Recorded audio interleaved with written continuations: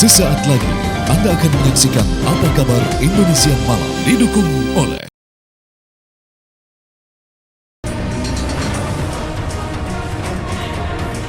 Sejumlah momen unik terjadi saat pengundian nomor urut Capres-Cawapres di Komisi Pemilihan Umum Selasa malam kemarin. Beberapa hari ini kita sedang diskusikan. Ganjar Pranowo menyebut jika akhir-akhir ini publik seolah-olah kerap disuguhi tontonan drama politik. Padahal drama tersebut tidak boleh terjadi. Siapa sosok yang dimaksud Ganjar Pranowo? Saksikan ulasannya hanya di Apa Kabar Indonesia Malam. Kalau yang terjadi pertarungan perasaan, repot semua kita.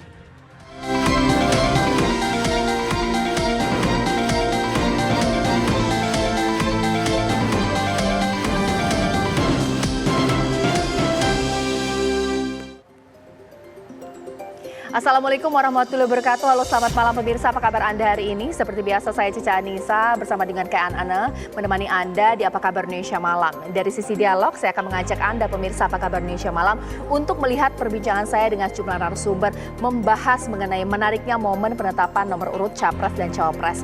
Ketika momen pidato di mana Ganjar Pranowo mulai memberikan singgungan-singgungan sedikit dalam artian politik pemirsa, bahwa ternyata dikatakan ada drama Korea yang terjadi sebelum penetapan nomor urut Capres dan Cawapres. Ini ditujukan kepada siapa dan bagaimana tanggapan dari masing-masing tim pemenangan Capres dan Cawapres. Seperti itu. Kalau Ken ada apa? Ya, nanti juga saya akan mengajak Anda pemirsa untuk melihat rekam jejak dari dukungan ataupun suara yang diberikan oleh partai politik untuk para calon pasangan dari Capres maupun juga Cawapres, termasuk juga melihat tim pemenangan dari masing-masing pasangan calon dalam Pilpres 2024 nanti. Selengkapnya di Apa Kabar Indonesia Malam untuk Anda.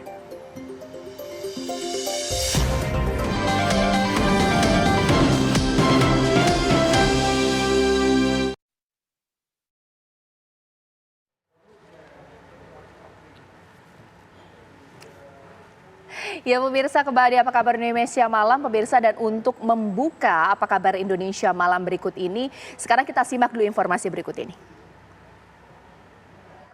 Ke Mamuju jangan lupa pakai sepatu. Kalau ingin maju, pilihlah nomor 1.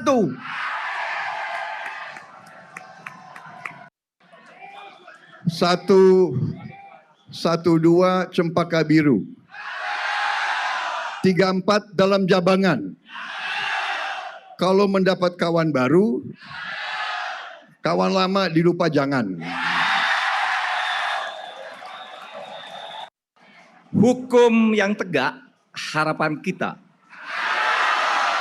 Sejahtera merata, idaman bersama.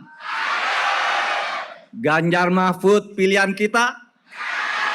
Gotong royong pilih nomor 3. Satu lagi. Membakar seafood dari Palu ke negeri Cina naik pesawat. Kalau Ganjar Mahfud menang pemilu, dukungan ke Palestina makin menguat. Kalau laki yang kita bisa mengatakan cakep atas pantun tadi itu semakin meriah ya. Betul sekali kan, dan juga pemirsa. Sekarang kita lihat bahwa nomor urut Capres dan Cawapres sudah ditentukan. Pertanyaannya pemirsa, apakah nomor ini membawa keberuntungan? Kita simak informasi berikut ini.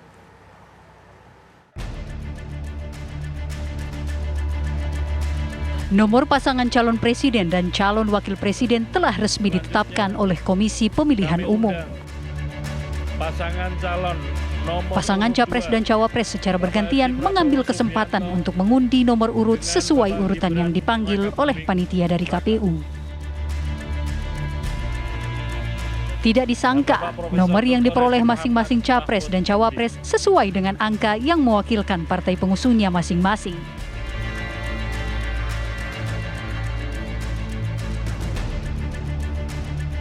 Anies Baswedan Muhaimin mendapatkan nomor 1, nomor yang sesuai dengan nomor partai PKB.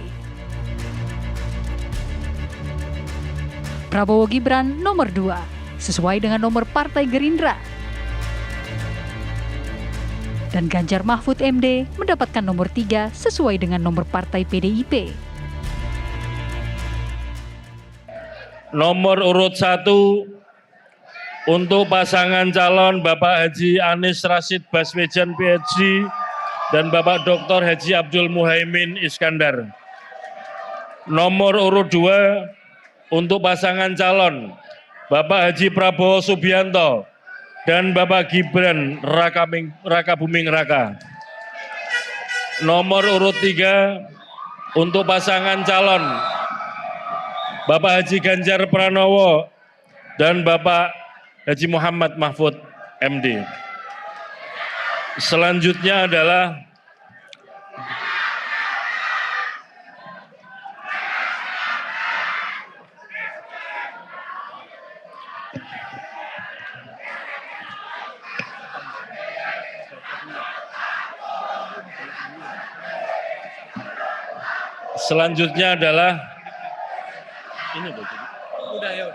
penandatanganan berita acara hasil pengundian nomor urut dan penetapan nomor urut pasangan calon presiden dan wakil presiden.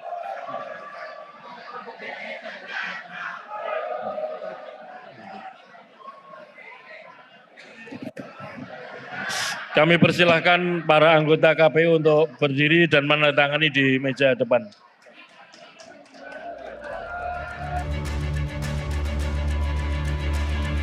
Makna angka 1 atau setunggal yang memiliki arti manusia, yaitu makhluk yang diberikan kesempurnaan yang memiliki akal dan pikiran.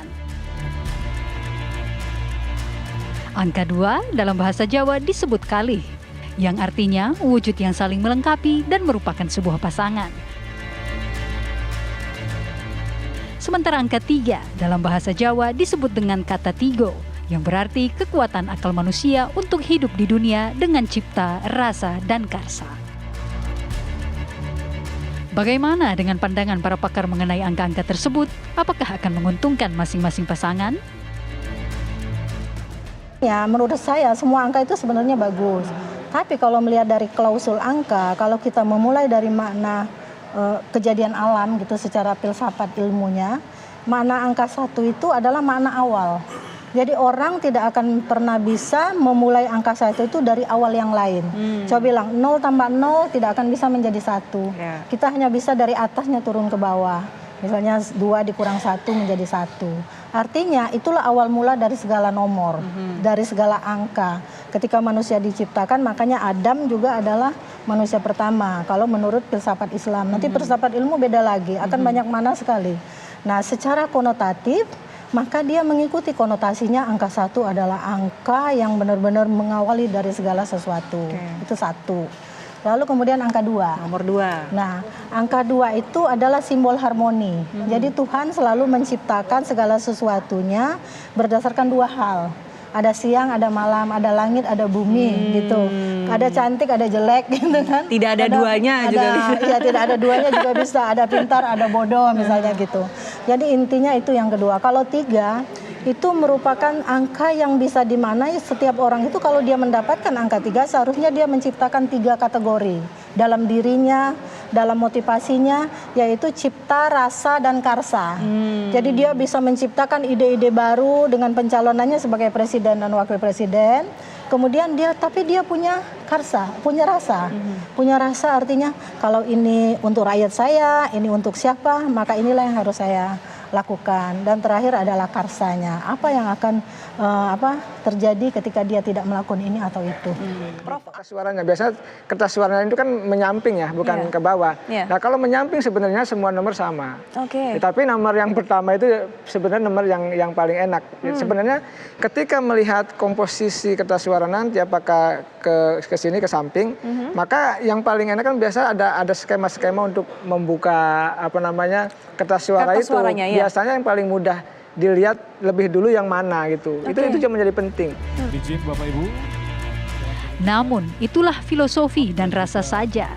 Kemenangan suara tetap ada di tangan rakyat. Apakah angka dan nomor urut Pilpres 2024 setiap pasangan akan membawa hoki? Kita tunggu saja waktunya nanti. Tim TV One mengabarkan. Ya, pemirsa, penetapan nomor urut Capres-Cawapres ini menjadi panggung edukasi untuk masyarakat dari Capres-Cawapres yang akan berlaga dalam Pilpres nanti. Dalam momen penentuan nomor urut Capres-Cawapres ini terlihat adanya kekeluargaan, kehangatan yang penuh canda dan juga kebahagiaan.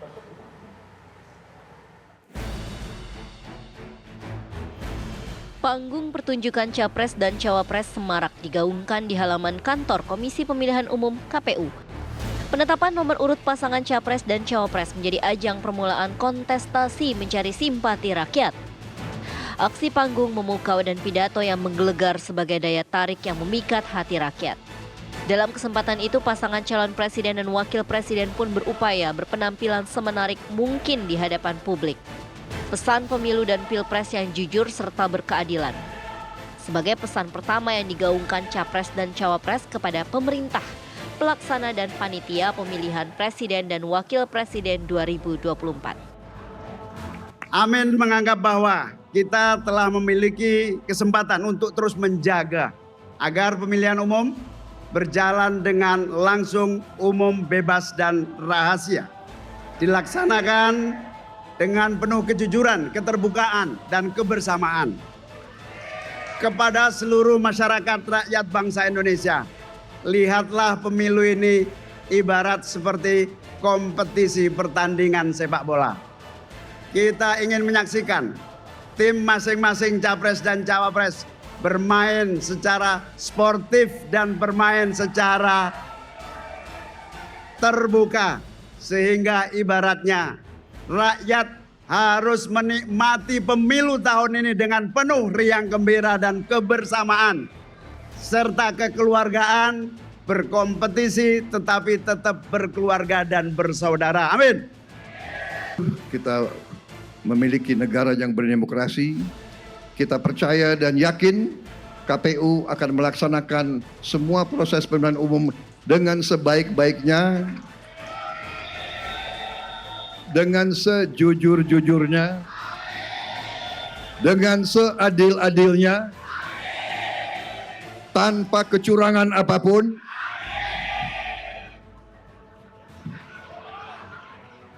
Karena kalau melaksanakan pemilu yang curang, mengkhianati bangsa dan rakyat Indonesia. Setelah ini kita mesti bisa memastikan bahwa arah reformasi mesti kita tuntaskan. Demokrasi yang berjalan jurdil, situasi yang bisa berjalan pada rel, dan kita selenggarakan dengan betul-betul membawa integritas yang jauh sekali dari unsur KKN. Harus kita pastikan. Inilah amanat reformasi dan inilah amanat konstitusi yang sekarang kita pegang. Dan tentu kita mesti menyelamatkan seluruh golongan, seluruh kelompok masyarakat, dan bagaimana sejatinya kita menjaga NKRI. Tidak sekedar itu, pasangan Capres dan Cawapres pun memberikan edukasi kepada masyarakat, menunjukkan kehangatan dan nuansa kekeluargaan agar kontestasi pemilihan presiden berjalan damai dan aman. Pasangan Capres dan Cawapres beradu pantun, menjadi pemecah suasana di tengah ketegangan dalam persaingan. 112 Cempaka Biru,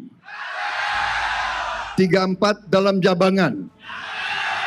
Kalau mendapat kawan baru, kawan lama dilupa jangan. Ada dua pantun penutup. Hukum yang tegak, harapan kita. Sejahtera merata, idaman bersama. Ganjar Mahfud pilihan kita. Gotong royong pilih nomor 3. Satu lagi. Membakar seafood dari Palu ke negeri Cina naik pesawat. Kalau Ganjar Mahfud menang pemilu, dukungan ke Palestina makin menguat.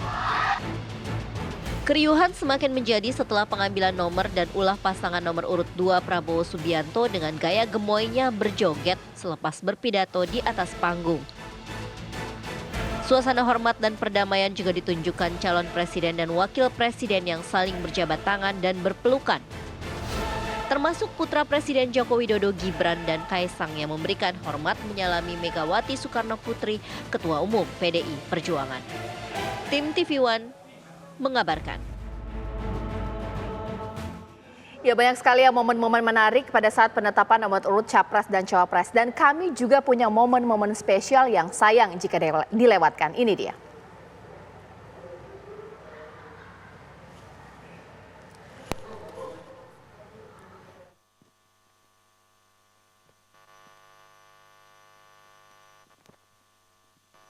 Momen di mana Kaisang Pangarep menghampiri Megawati Soekarno Putri, mencium tangan bahkan hingga sungkem kepada Megawati. Ya, inilah sejumlah momen menarik yang tertangkap kamera di mana Kaisang Pangarep, Ketua Umum dari PSI yang sebelumnya diajak oleh Gibran Rakabuming Raka untuk menghampiri Megawati Soekarno Putri, bahkan sungkem hingga mencium tangan dari seorang Megawati.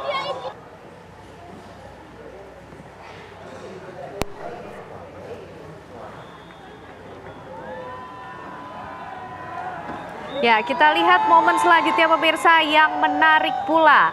Terlihat pasangan Prabowo Gibran ini bersalaman dengan pasangan Anies Baswedan dan juga Muhaimin Iskandar. Setelah itu berjoget pemirsa.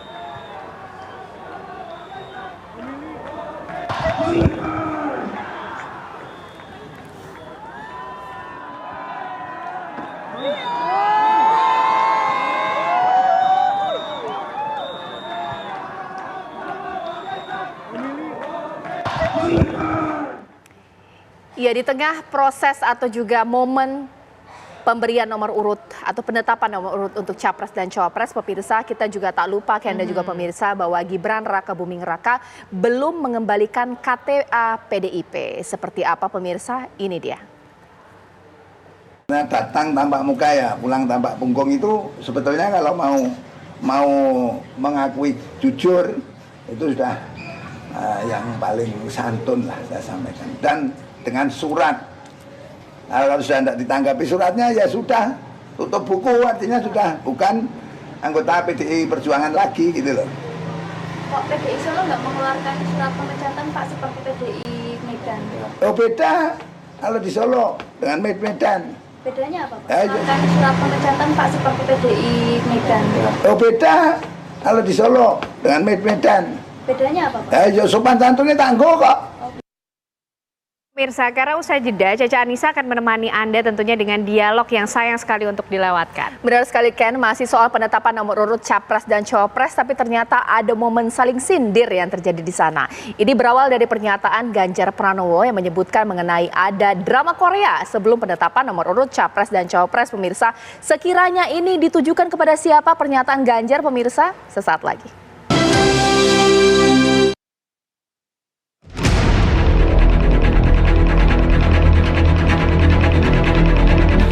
Situasi politik jelang kontestasi Pilpres 2024 kian jelas menunjukkan persaingan. Tiap kubu berlomba-lomba umbar visi misi hingga janji demi menyejahterakan rakyat. Namun di tengah situasi kontestasi terselip drama politik setelah Presiden Joko Widodo menyebut terlalu banyak drama politik menjelang Pilpres. Kini giliran calon Presiden Ganjar Pranowo yang menyebut akhir-akhir ini banyak drama politik. Ada yang menarik dalam pidato yang diucapkan calon presiden yang diusung koalisi PDI Perjuangan Ganjar Pranowo saat pengundian nomor urut pasangan Capres-Cawapres di Komisi Pemilihan Umum Selasa malam kemarin. Silakan. Dalam pidatonya, Ganjar Pranowo menyebut jika akhir-akhir ini publik seolah-olah kerap disuguhi tontonan drama politik, padahal drama tersebut tidak boleh terjadi. Beberapa hari ini kita sedang disuguhkan untuk menonton drakor yang sangat menarik. Publik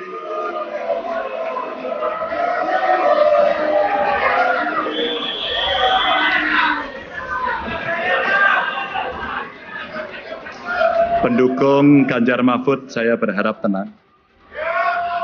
Saya menghormati yang lain.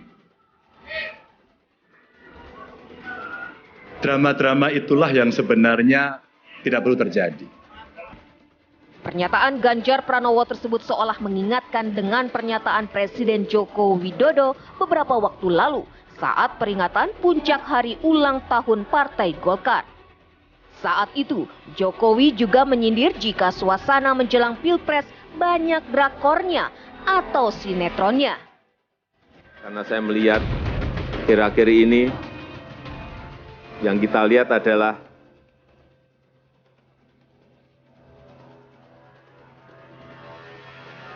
terlalu banyak dramanya, terlalu banyak drakornya, terlalu banyak sinetronnya. Sinetron yang kita lihat. Mestinya kan pertarungan gagasan, mestinya pertarungan ide, bukan pertarungan perasaan.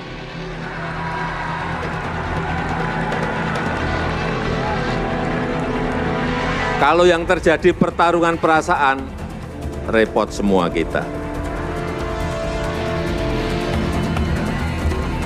Tidak usah saya teruskan karena nanti kemana-mana.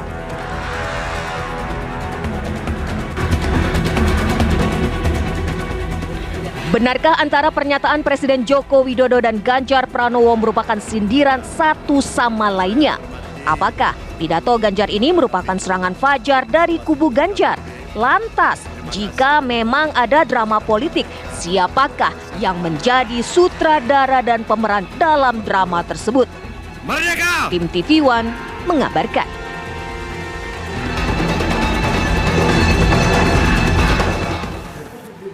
Ya, tampaknya drama Korea ini memang lagi hits, tidak hanya ditonton oleh anak muda, ibu rumah tangga, bahkan saya sendiri pemirsa nonton drakor loh. Bahkan ini juga yang disindir atau mungkin disebutkan oleh Presiden Joko Widodo, bahkan juga Ganjar Pranowo pada saat penetapan nomor urut capres pemirsa. Pertanyaannya, kenapa drakor disebut-sebut ataukah memang ada drama di balik Pilpres 2024 dan ditujukan kepada siapa pemirsa? Pernyataan Ganjar kemarin, karena sebelumnya Presiden Jokowi juga menyinggung soal drakor ya. Itu akan saya bahas di Apa Kabar Indonesia malam hari ini. Di studio TV One sudah hadir pengamat politik kita, Mas Khairul Umam. Selamat malam. Assalamualaikum Mas Umam. Waalaikumsalam. Selamat malam Mbak Caca. Ya, sekarang saya juga akan menyapa ini dua narasumber saya yang tersambung lewat sambungan Zoom pemirsa di sini, mulai dari Mas Yandri dan juga pasnya Bang Masinton Pasaribu. Selamat malam. Assalamualaikum warahmatullahi wabarakatuh Bapak-bapak. Waalaikumsalam. Ya, selamat malam. Mbak Caca. Waalaikumsalam. Ya. Pak Caca, Mas Umam, Mas Yandri. Ya, sekarang saya ingin ke Bang Masinton dulu deh, Bang Masinton. Kalau kasakusuk dari tim pemenangan, mungkin dari PDIP sendiri, ini kenapa tiba-tiba atau istilah anak muda sekarang ujuk-ujuk Pak Ganjar sebut-sebut istilah drakor di penetapan nomor urut capres dan cawapres. Padahal di capres dan cawapres lainnya adem-adem ayem aja, nggak ada saling sindir ini, bagaimana? Ya, tentu itu bukan sindiran ya, tapi beliau menyampaikan ada beberapa hal. Beberapa hal itu tentang bagaimana menyampaikan pesan-pesan bahwa demokrasi kita juga sedang tidak baik-baik saja.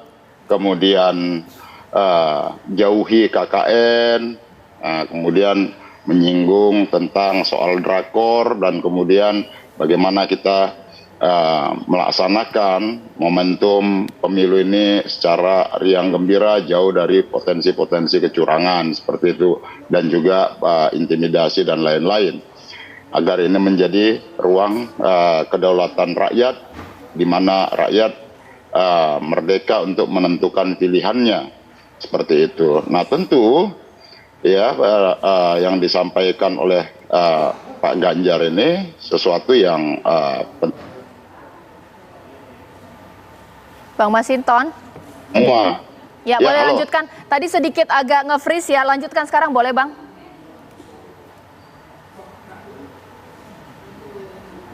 Bang Itu Masinton. bukan sekedar soal drakor, ada tentang. Ya, boleh dilanjutkan Bang.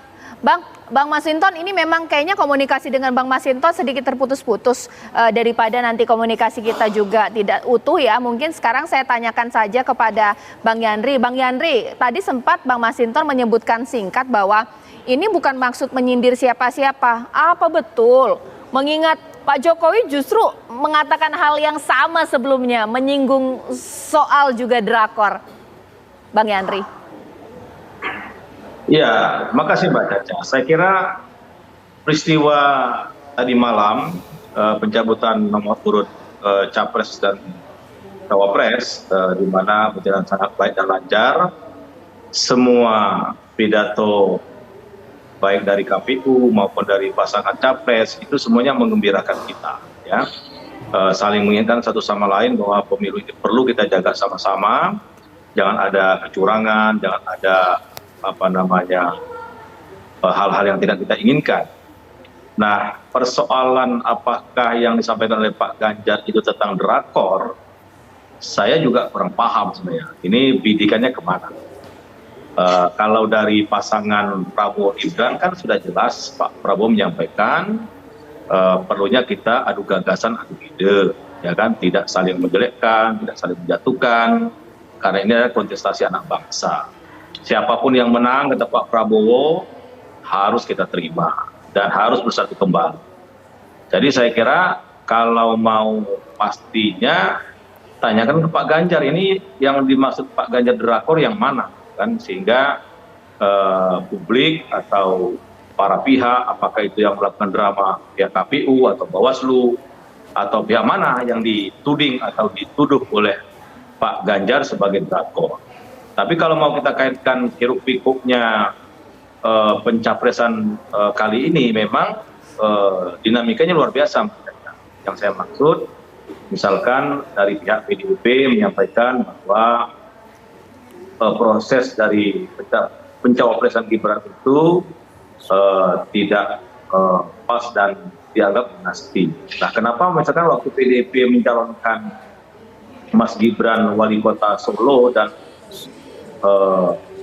Mas Bobi di Sumatera Utara tidak didengungkan dinasti. Nah, saya kira memang politik dinasti itu kurang pas karena yang memilih itu rakyat. Jadi kalau yang memilih rakyat itu adalah election atau pemilihan. Maka dengan adanya undang-undang pilpres, undang-undang pilkada, siapapun diri ini selama dia memenuhi syarat, ya boleh, ya. Tentu dikembalikan kepada rakyat, apakah rakyat memilih atau tidak. Beda dengan dinasti. Dinasti itu kan ditunjuk turun-temurun tanpa pemilihan, tanpa ada proses pada rakyat, ditetapkan langsung. Kalau ini kan tidak. Kita menawarkan ide dan gagasan kepada masyarakat, kepada publik, kepada rakyat, untuk nanti diuji di bilik suara siapa yang kira-kira direstui oleh rakyat untuk mendapatkan mandat penuh dari rakyat. Maka dari kami, Prabowo Gibran, sebenarnya tidak ada yang perlu dikhawatirkan dalam proses demokrasi kita hari ini.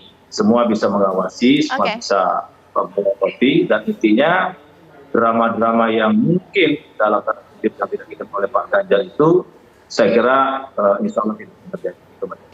Oke, sempat saya juga kutip isi ini Bang Masinton, boleh diselesaikan tadi pembicaraan atau apa yang mau dikatakan, sekaligus juga boleh ditambahkan. Bang Yandri mengatakan di sini justru dinamika-dinamika ini dari PDIP loh, Bang Masinton.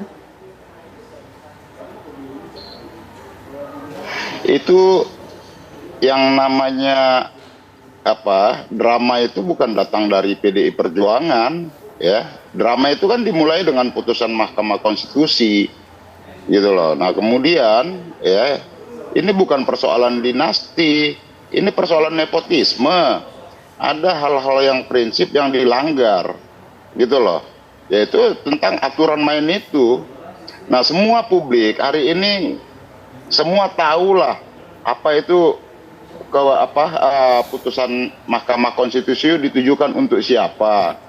Kemudian ya para ahli hukum tata negara juga menyampaikan yang sama. Jadi kita nggak bisa mengelabui apa yang menjadi keresahan publik hari ini, yang secara fundamental aturan ditabrak, ya, hanya untuk kepentingan kontestasi. Konstitusi ditabrak, ya, untuk kontestasi itu yang sesungguhnya kita sayangkan. Semua publik hari ini saya rasa merasakan yang sama.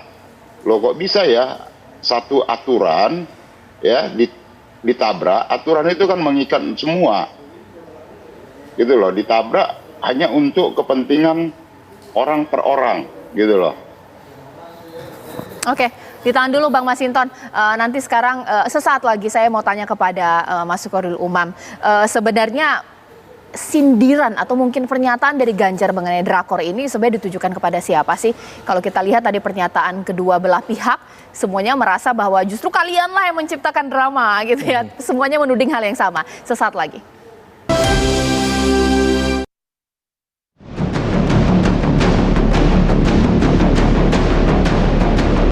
Kita satukan semuanya dalam proses politik yang menggembirakan. Bapak Ibu yang sangat saya hormati, itulah kegembiraan yang seharusnya kita dapatkan. Tapi beberapa hari ini kita sedang disuguhkan untuk menonton drakor yang sangat menarik.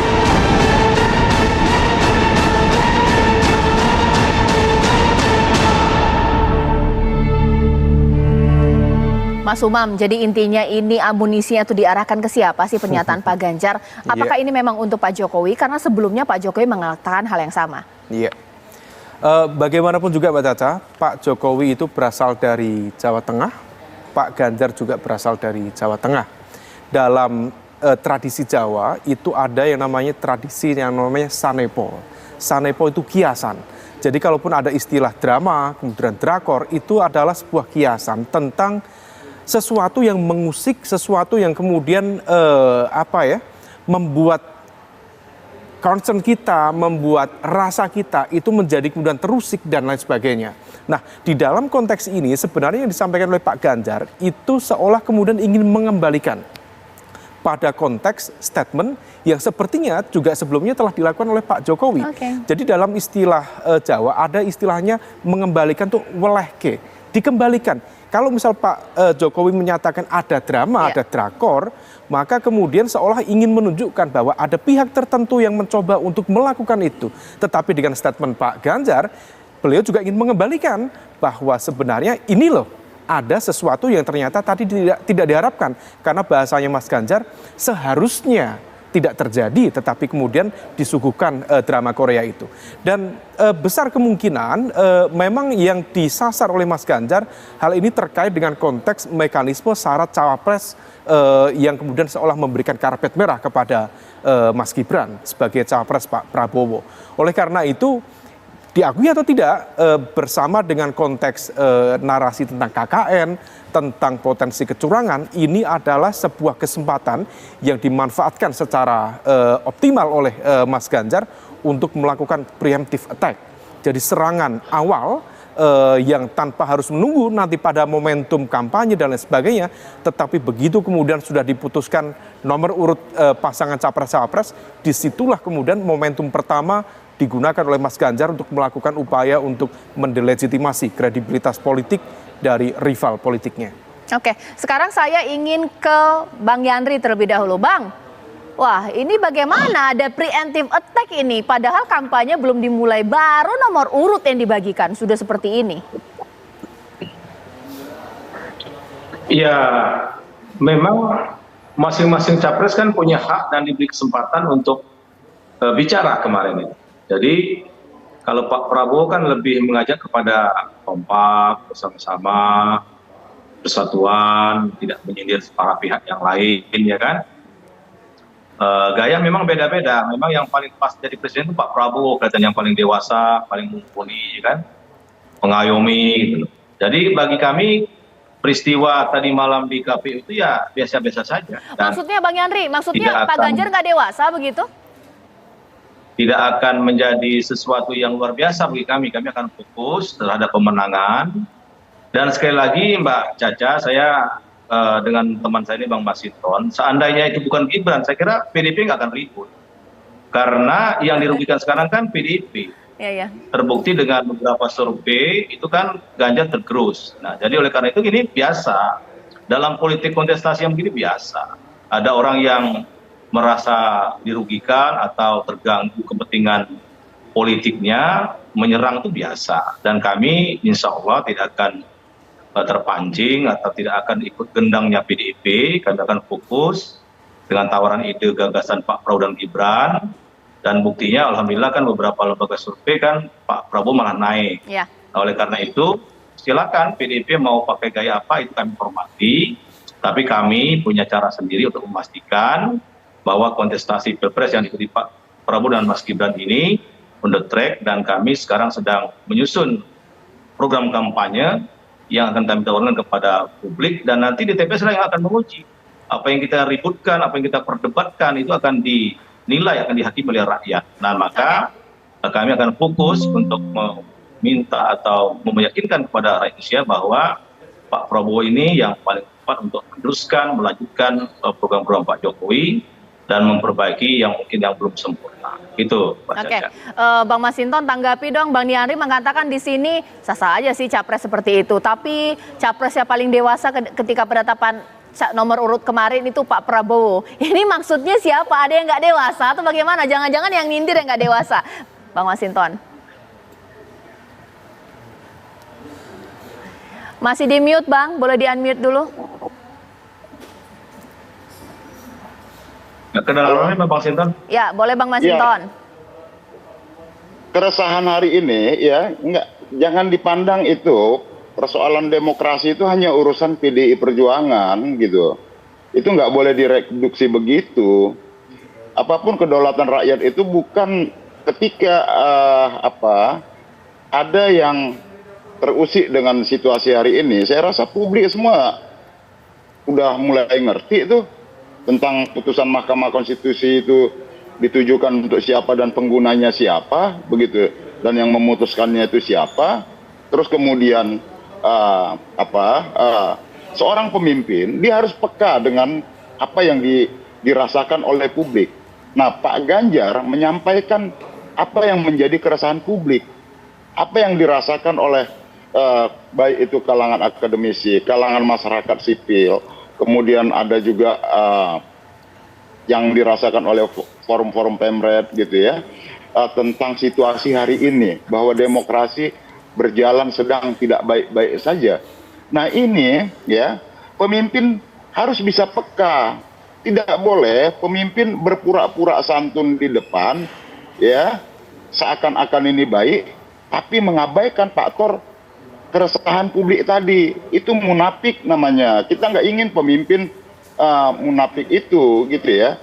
Nah, artinya apa? Bahwa hari ini ada situasi demokrasi kita yang sedang berjalan dalam tantangan yang menurut saya sangat berat. Maka pemilu ini harus dilalui dengan cara-cara yang demokratis, cara-cara yang tidak intimidatif, cara-cara yang tidak menyalahgunakan kewenangan, sehingga ya proses demokrasi elektoral dalam pemilu ini melahirkan satu kepemimpinan yang legitimate, bukan dengan cara-cara yang menggunakan cara-cara seperti zaman Orde Baru, gitu loh. Jadi situasi hari ini jangan dipandang ini hanya persoalan-persoalan biasa.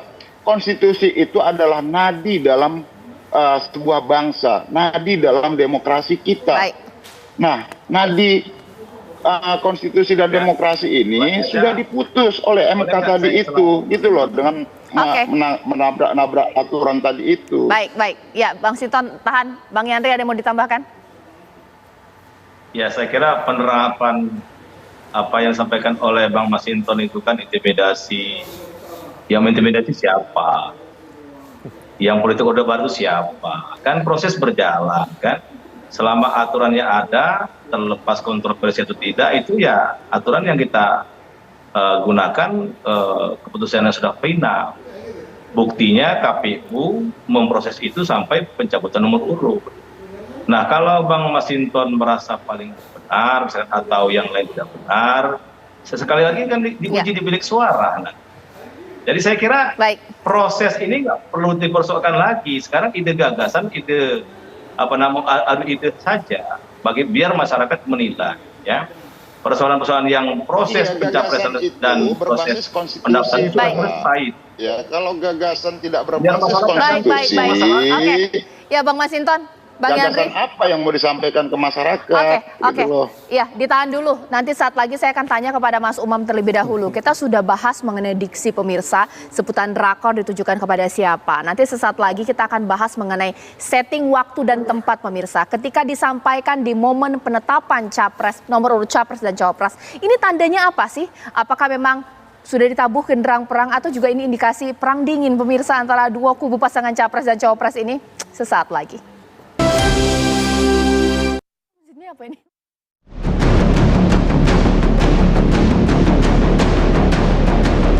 Kita satukan semuanya dalam proses politik yang menggembirakan. Bapak Ibu yang sangat saya hormati, itulah kegembiraan yang seharusnya kita dapatkan. Tapi beberapa hari ini kita sedang disuguhkan untuk menonton drakor yang sangat menarik.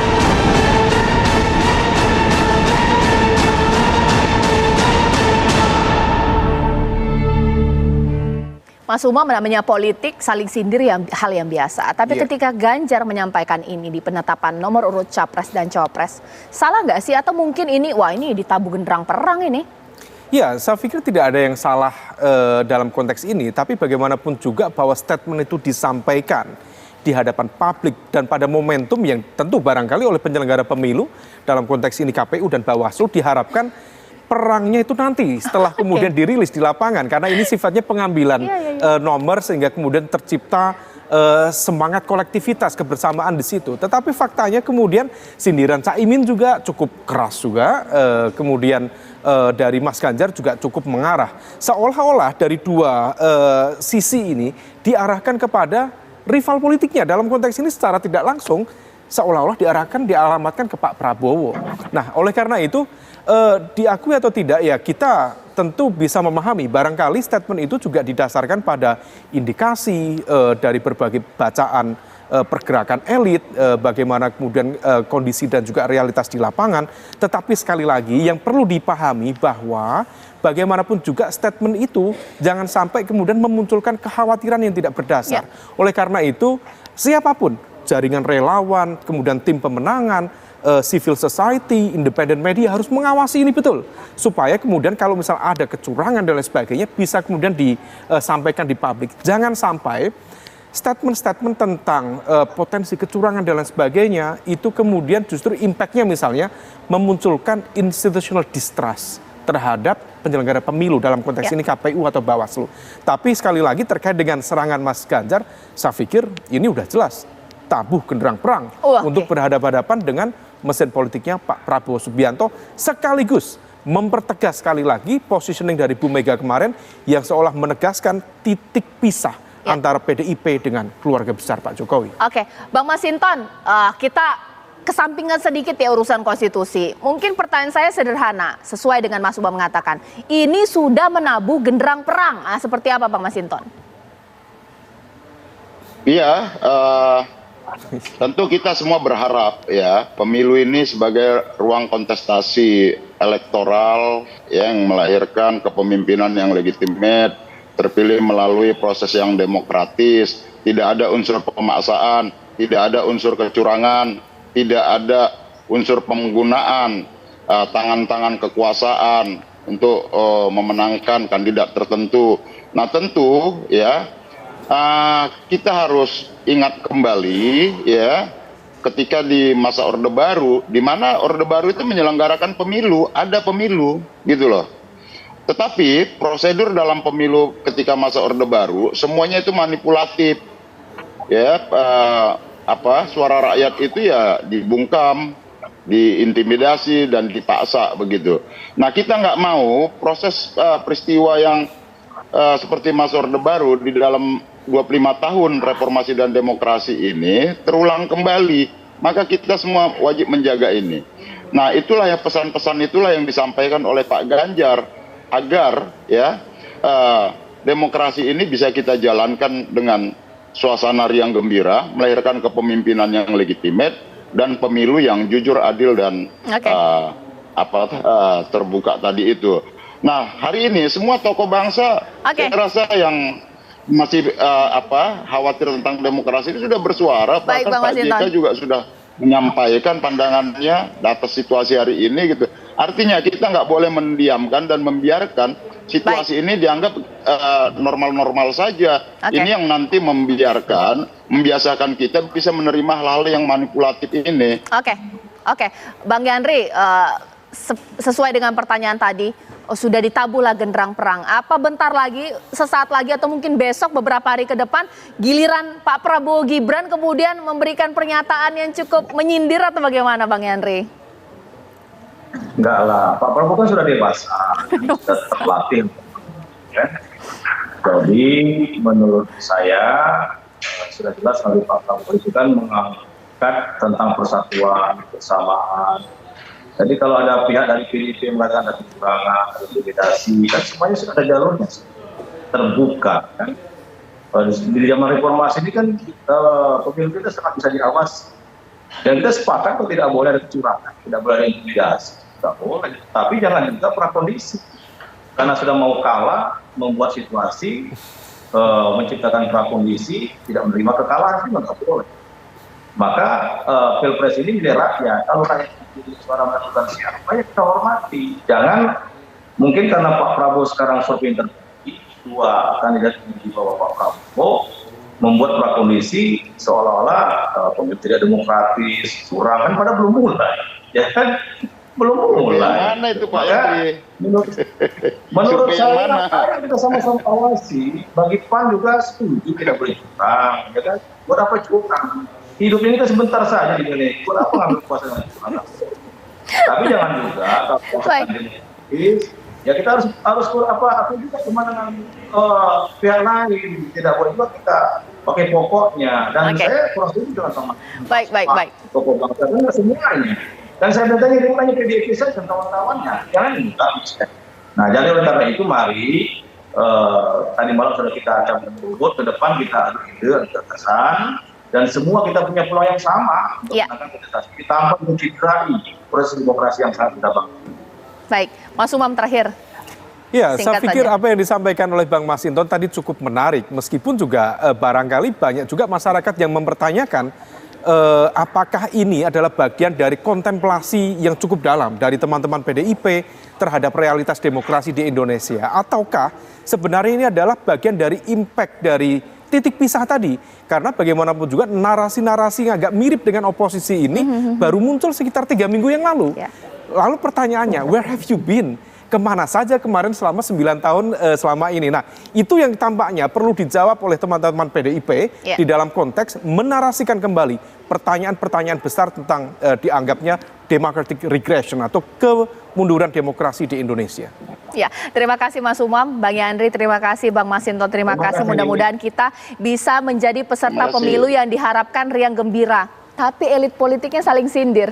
Saya akan tidak mengerti pemirsa. Sesaat lagi nanti rekan saya Ken akan membahas tema yang pastinya juga tidak kalah menarik. Ken, ada apa ya? Betul Caca, menarik ketika kita membahas kontestasi Pilpres 2024 yang semakin dinamis ya ini. Nampaknya tidak cukup tadi bersama dengan Caca Anissa. Kami akan menambahkan waktu untuk Anda pemirsa bersama dengan Mas Khairul Umam juga. Kami akan ajak Anda untuk melihat bagaimana rekam jejak dukungan dari parpol pendukung dari masing-masing pasangan calon dan juga tim pemenangan yang sudah dipersiapkan untuk nanti bertarung dalam Pilpres 2024. Sesaat lagi.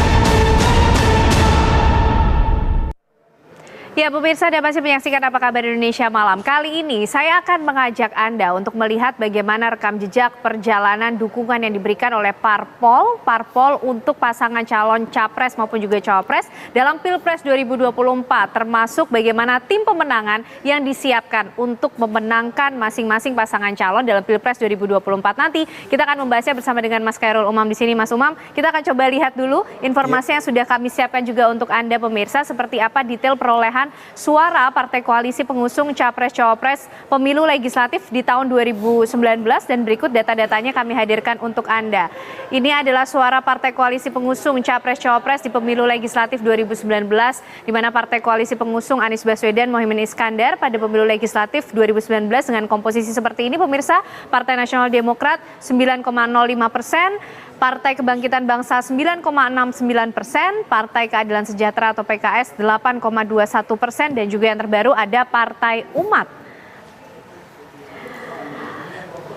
Inilah pemirsa sejarah ataupun rekaman dari suara partai koalisi pengusung dari pasangan Anies Baswedan dan Mohaimin Iskandar. Kita bergerak ke pasangan calon berikutnya. Ada Prabowo Subianto dan juga Gibran Raka Buming Raka dari nomor urut 2. Inilah partai koalisi pengusung dari pasangan calon ini. Ada Partai Bulan Bintang, kemudian ada Partai Gerindra maksud kami dengan angka 12,57%, kemudian ada Partai Golkar 12,31%, Partai Amanat Nasional 6,84%, Partai Demokrat 7,77%, dan PSI 1,89% yang juga merupakan pendatang baru.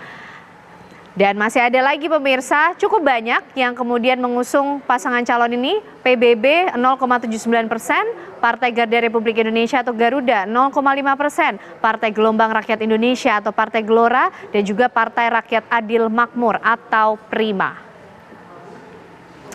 Selanjutnya pasangan calon dari Ganjar Pranowo dan juga Mahfud MD dari nomor urut 3. Ini adalah data dari partai koalisi pengusung pasangan calon Ganjar Mahfud. Di pemilu legislatif 2019 ada PDIP dengan angka 19,33%, P3 4,52%, Partai Persatuan Indonesia atau Perindo 2,67%, dan Partai Hati Nurani Rakyat atau Hanura 1,54%. Baik, Mas Umam, kalau kita melihat bagaimana perolehan dari partai-partai koalisi yang mengusung masing-masing pasangan calon capres maupun juga cawapres, ini komposisi yang sudah sempurnakah untuk kemudian bisa menjadi faktor pendukung penguat dari masing-masing pasangan calon? Ya, kalau komposisi sempurna atau tidak, saya pikir itu akan kembali dalam konteks pemenuhan presidential threshold. Dan per hari ini, 3 pasangan capres-cawapres sudah memenuhi itu. Artinya mereka kemudian secara legal formal bisa mendaftarkan diri di KPU, dan kemarin sudah ditetapkan dan juga sudah mendapatkan nomor dalam konteks kontestasi nanti di Pilpres 2019. Tetapi yang kemudian perlu kita cermati, dari komposisi angka partai-partai politik penyusun koalisi, maka memang diakui atau tidak bahwa Pak Prabowo dan Mas Gibran menempati posisi pertama dengan akumulasi kekuatan angka yang cukup spektakuler. Kalau misal kemudian basis kekuatan partai terrepresentasikan di Senayan, maka partai-partai pengusung dari Prabowo Gibran itu akumulasi basis kekuatan kursi di parlemen itu bisa mencapai sekitar 45%. Dan itu angka yang hampir mencapai mayoritas di angka margin 50%. Lalu kemudian disusul oleh pasangan Anies Baswedan dan Mohaimin Iskandar dengan kekuatan suara mencapai di angka sekitar let's say tadi disampaikan ya 37 juta suara atau 26%, tapi begitu dikonversi di kursi parlemen itu ada di sekitar 29%. Dan yang unik memang diakui atau tidak, Mas Ganjar itu sempat merajai dari hasil survei selama 2022 dan di sekitar sepertiga 2023. Dan ketika kemudian dideklarasikan, diharapkan akan terjadi konsolidasi kekuatan dari partai-partai politik untuk mendukung. Tetapi uniknya ada situasi yang tidak terprediksi, di mana Mas Ganjar yang harusnya leading, tetapi ternyata harus berpuas diri, PDIP hanya mendapatkan 1 dukungan partai dari Senayan, yaitu P3, sehingga kemudian tercacar di posisi paling bawah di angka sekitar, kalau misal basis kekuatan kursi di parlemen di angka 25%. Jadi Prabowo Gibran kemudian Anies Muhaimin, kemudian posisi ketiga adalah Ganjar Pranowo dan Mahfud MD. Tetapi meskipun demikian Mbak, kalau misalnya kita cermati seberapa kompetitif dari 3 pasangan ini, kalau kita merujuknya pada konteks elektabilitas, ada situasi yang terbalik, terutama di posisi 2 dan 3 tadi. Kalau Pak Prabowo Gibran per hari ini rasanya masih cukup leading. Tetapi ada gap yang kemudian perlu diantisipasi oleh pasangan yang lain. Tetapi uniknya, meskipun Mas Anies dan Mas Caimin misalnya memiliki mesin politik yang lebih besar dibanding PDIP dan P3 saja, tetapi elektabilitas Mas Ganjar dan Pak Mahfud justru lebih tinggi dibanding Mas Anies dan juga Caimin. Nah, situasi ini yang tampaknya kemudian nanti butuh pembuktian seberapa efektif mesin politiknya untuk menjangkau basis pemilih loyal, kemudian termasuk juga swing voters dan undecided voters. Nah, kalau kita bicara swing voters dan juga undecided voters, memang secara umum ada 2. Pertama, dari kelompok masyarakat kelas menengah terdidik, mereka biasanya memiliki literasi politik yang cukup baik, mereka concern terhadap dinamika isu dengan basis etik, dengan basis visi, misi, platform, dan lain sebagainya. Tetapi di saat yang sama ada juga basis masyarakat di akar rumput yang agak pragmatis. Ya, ketika bicara kemudian nanti bansos dan lain sebagainya, barangkali itu yang kemudian akan memberikan pengaruh besar terhadap preferensi politik mereka. Itu tadi kita lihat dari sisi mesin politik, dalam artian partai-partai koalisi yang mendukung masing-masing pasangan calon. Tapi bagaimana juga dengan tim pemenangan? Ini Mas Umam yang sudah dipersiapkan juga dari masing-masing pasangan calon capres maupun juga cawapres dalam Pilpres 2024. Saya akan ajak Anda pemirsa untuk melihat bagaimana struktur tim pemenangan dari pasangan Anies Baswedan dan juga Muhaimin Iskandar. Disebut sebagai kapten dalam timnas pemenangan Anies Muhaimin.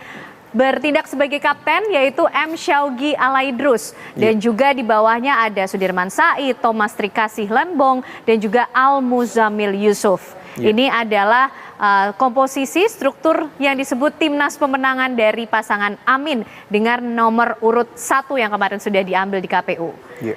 Dan ada nama lainnya yaitu Nihayatul Wafiro, M. Azrul Tanjung, ada juga nama Leontinus Alfa Edison, Yusuf Muhammad Martak dan Ki Anom Suroto, serta Muhammad Jumhur Hidayat, Maksum Fakih, serta Suyoto.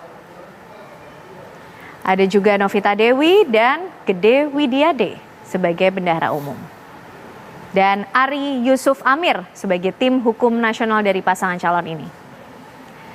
Berikutnya kita coba cek bagaimana tim pemenangan yang sudah disiapkan oleh pasangan berikutnya. Dari nomor urut 2 tentunya pasangan calon Prabowo Subianto dan Gibran Rakabuming Raka. Bertindak sebagai Dewan Pembina ada beberapa nama besar seperti Jenderal Purnawirawan Agung Gumelar, Asep Saifuddin Kalim, Laksamana Purnawirawan Widodo AS. Ada pula Legend Purnawirawan E.E. Mangindaan, Siti Haryanti Wismoyo Aris Munandar, Jeffrey Giovanni, serta sebagai Dewan Pengarah, Ketua Umum dari Partai Golkar Erlangga Hartarto. Dewan Penasehat, Ketua yaitu Jenderal Purnawirawan Sutanto, cukup banyak nampaknya dari kalangan militer, dan Burhanuddin Abdullah sebagai Ketua Dewan Pakar. Ketua Umum TKN sendiri, Rosan Perkasa Roslani, namanya juga tidak asing. Ada juga Sekretaris TKN, Bendahara TKN Thomas Jiwandono, Ketua Koordinator Strategis ada Sufmi Dasko, ada juga Komandan Alfa Teritorial Ahmad Doli Kurnia Tanjung, Komandan Komunikasi Budi Jiwandono, Yandri Susanto, Irjen Polisi Purnawirawan Yovianus, ada Hinca Panjaitan, M. Arif Roshid Hasan, serta Haris Rusli Moti sebagai relawan Komandan Golf. Pasangan dengan nomor urut 3, Ganjar Pranowo serta Mahfud MD sudah menyiapkan tim pemenangan nasional dengan Dewan Pengarah Megawati Soekarno Putri. Ada pula Haritanu Subdipyo, Osman Sabtaodang, ini ketua-ketua umum ya dari partai-partai koalisi pendukung dan juga pengusung dari pasangan ini. Ada pula nama Sandiaga Uno, Puan Maharani, Yeni Wahid yang beberapa waktu lalu juga mendeklarasikan dukungannya, dan ketua tim pemenangan Arsyad Rashid. Serta ini adalah wakil ketua dari TPN Ganjar Mahfud. Nama-namanya juga sudah sering kita dengar pemirsa dari tim pemenangan pasangan Ganjar Pranowo serta Mahfud MD. Baik, ini adalah sejumlah nama. Itu tadi informasi yang kami hadirkan untuk Anda mengenai tim pemenangan dari masing-masing pasangan calon presiden dan juga calon wakil presiden yang akan berlaga di Pilpres 2024. Kita akan kupas bagaimana efektivitas dan juga dampaknya nanti dalam pemenangan Pilpres 2024 sesaat lagi.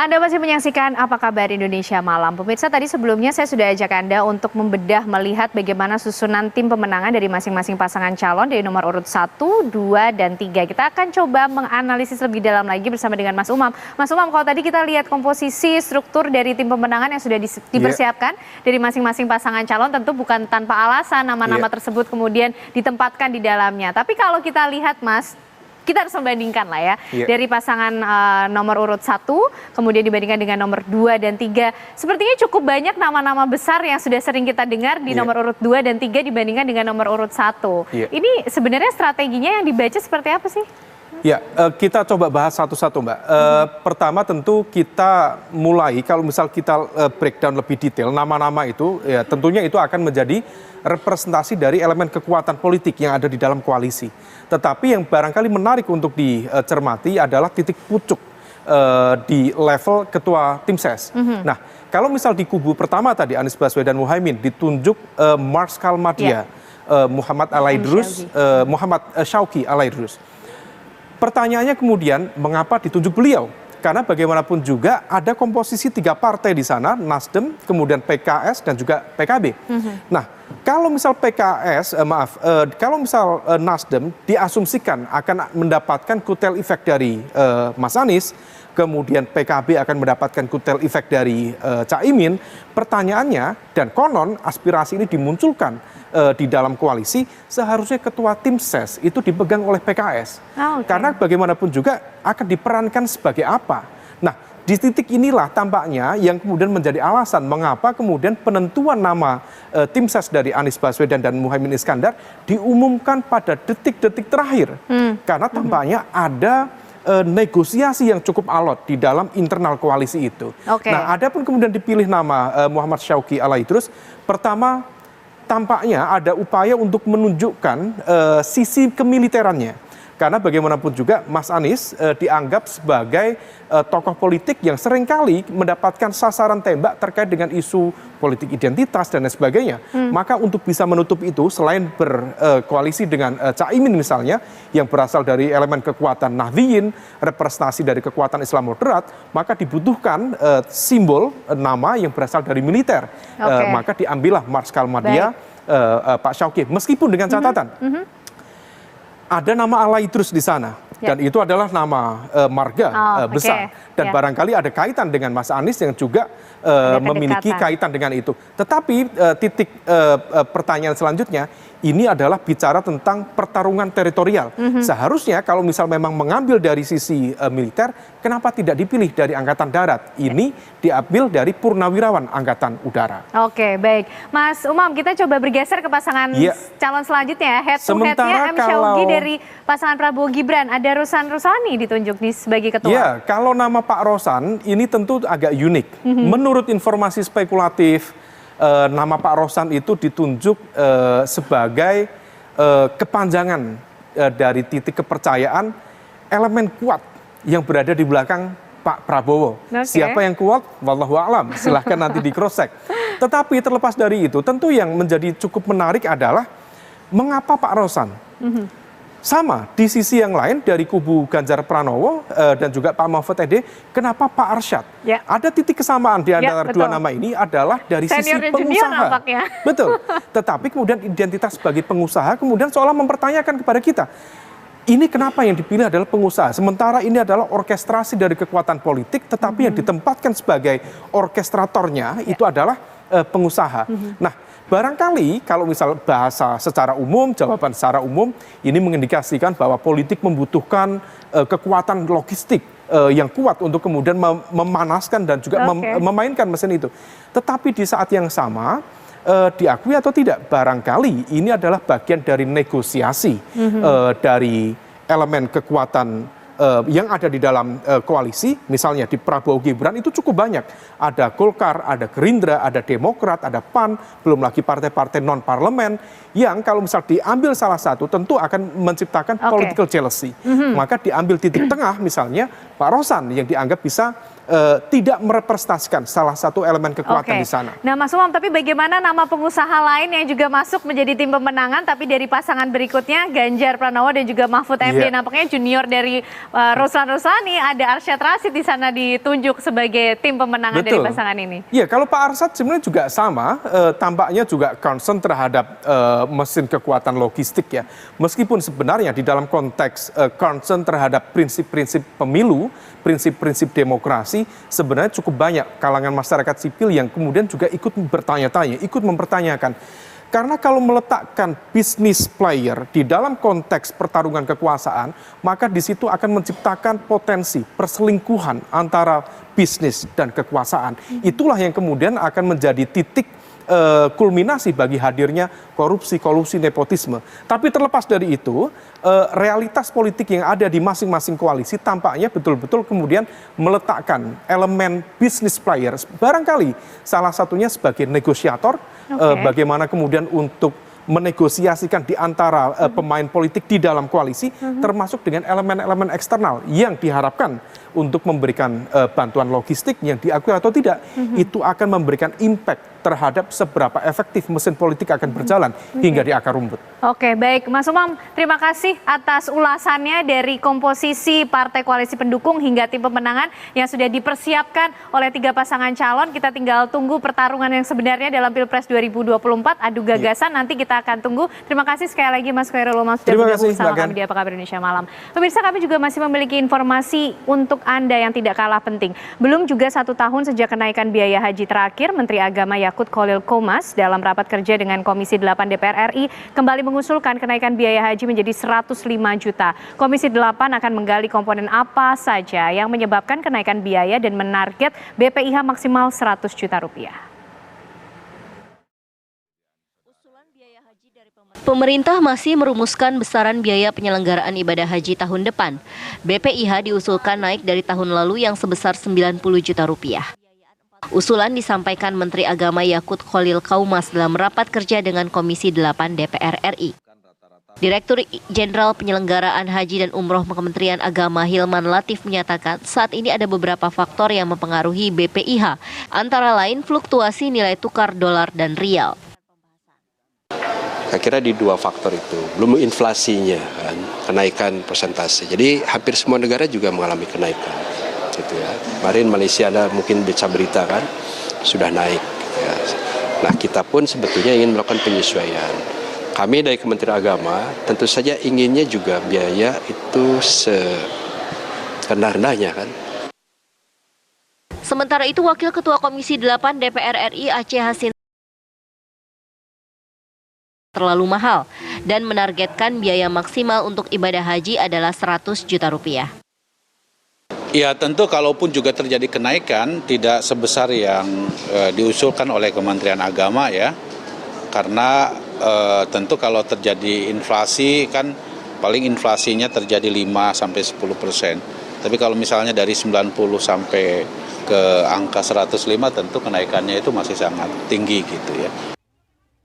Selain rapat bersama Kemenak dan pihak maskapai, malam ini juga Komisi 8 akan menggelar rapat bersama BPKH untuk membahas mengenai nilai manfaat dari kenaikan biaya haji. Dari Jakarta, Zinedine Duhan, Yodia, TV One mengabarkan.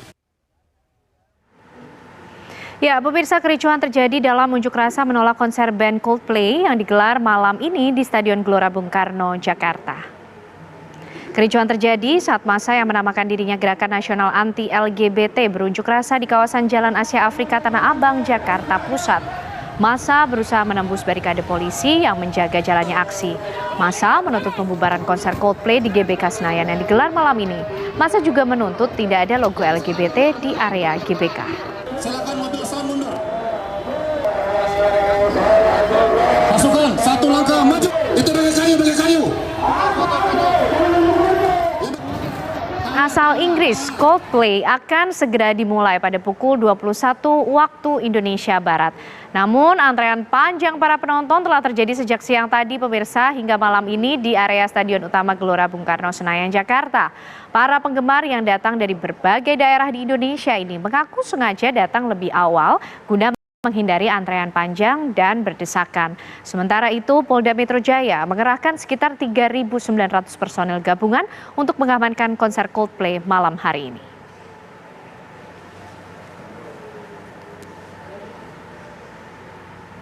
Lalu bagaimana situasi terkini di lokasi konser Coldplay di Stadion Utama Gelora Bung Karno? Kita tanyakan langsung kepada reporter TV1 Adia Anwari di sana. Adia, silakan. Baik, selamat malam Ken Ane dan juga pemirsa TV1. Saat ini saya sudah berada di area kawasan Gelora Bung Karno. Nanti konser Coldplay ini akan dimulai kurang lebih pada pukul 21 malam waktu Indonesia Barat di Stadion Utama, di belakang saya di Stadion Utama. Dan memang sejak sore bahkan siang hari tadi ini para penonton sudah siap-siap berada di arena ini karena memang berasal dari berbagai daerah, dari Jakarta ataupun dari luar kota. Memang untuk pembukaan gerbang atau open gate di konser ini sudah dibuka sejak pukul 1 siang tadi untuk acara pra-konser. Dan ini harga yang dibanderol untuk tiket Coldplay ini beragam ya, Ken Ane dan juga pemirsa, dari mulai Rp800.000 hingga yang paling tinggi ini harganya adalah Rp11 juta.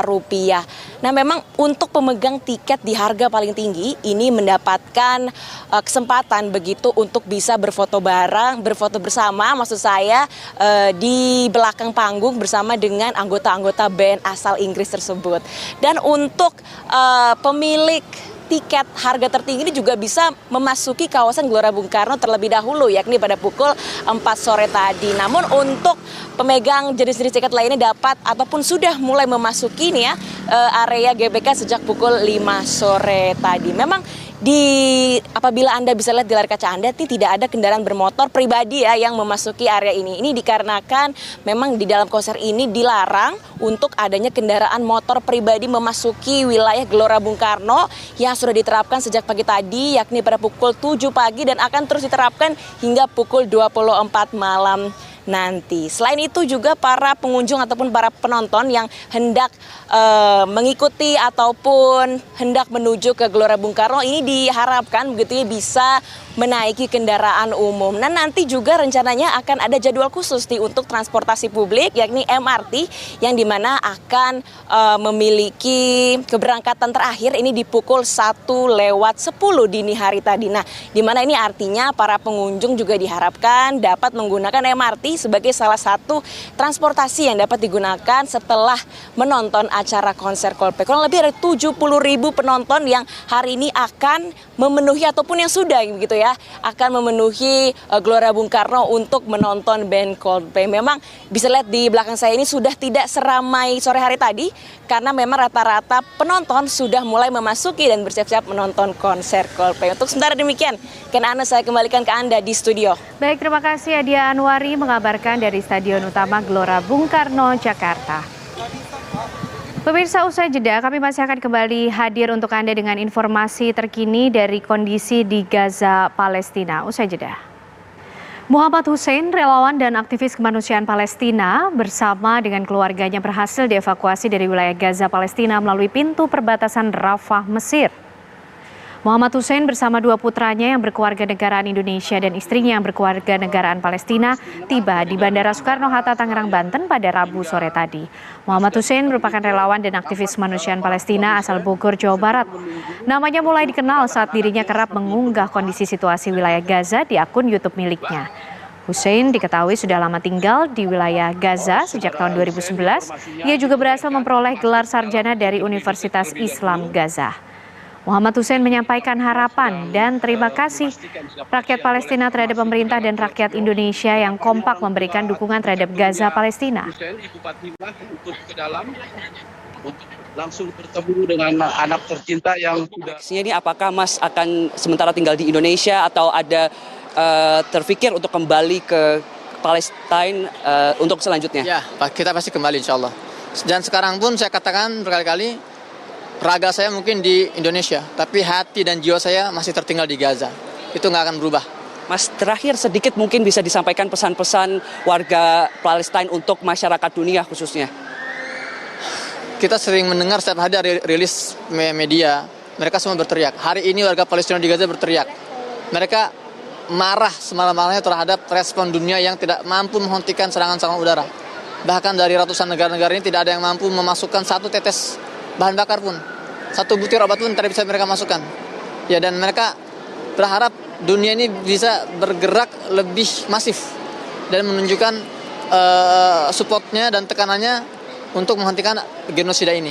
Untuk Indonesia secara personal mereka juga menitipkan salam kepada warga Indonesia, dan mereka sangat kenal bahwa Indonesia ini adalah negara yang sangat komitmen terhadap Palestina. Di banyak belahan dunia, ya, pemerintahnya pro penjajahan, warganya demonstrasi pro Palestina. Jadi terpisah, ada dualisme. Tapi Indonesia enggak. Indonesia, warga dan pemerintahnya kompak mendukung Palestina, dan ini yang menjadi kebanggaan kita semua, dan ini yang menjadi harapan warga Gaza, warga Palestina. Semoga Indonesia ini bisa menunjukkan peran yang lebih nyata dalam menghentikan serangan-serangan udara ke Gaza. Demikian.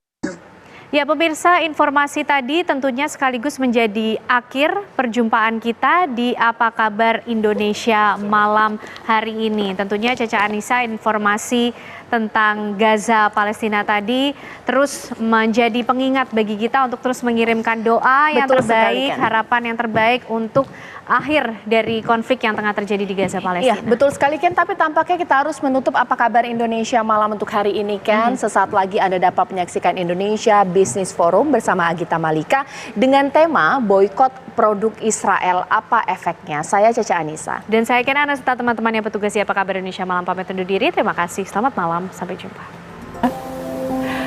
Kalau siaran sampai malam gini, biasanya badan aku terasa capek. Supaya badan aku tetap bugar, aku selalu berusaha penuhi kecukupan cairan dan mineral tubuh. Nah, makanya aku selalu minum Le Mineral yang diambil dari sumber mata air pegunungan dengan kandungan mineral esensial seimbang yang berkualitas.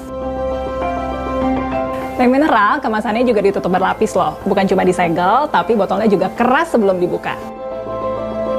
Bikin kita ngerasa aman, bebas dari pemalsuan. Aku tadinya nggak bisa minum banyak.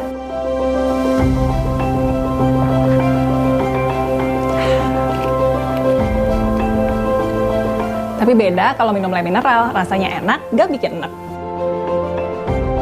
Jadi kalau harus tugas keluar lapangan, aku juga nggak perlu khawatir kalau harus beli air mineral di mana aja.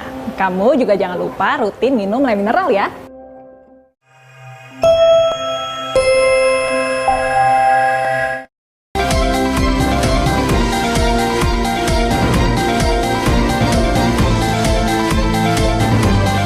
Anda baru saja menyaksikan Apa Kabar Indonesia Malam, didukung oleh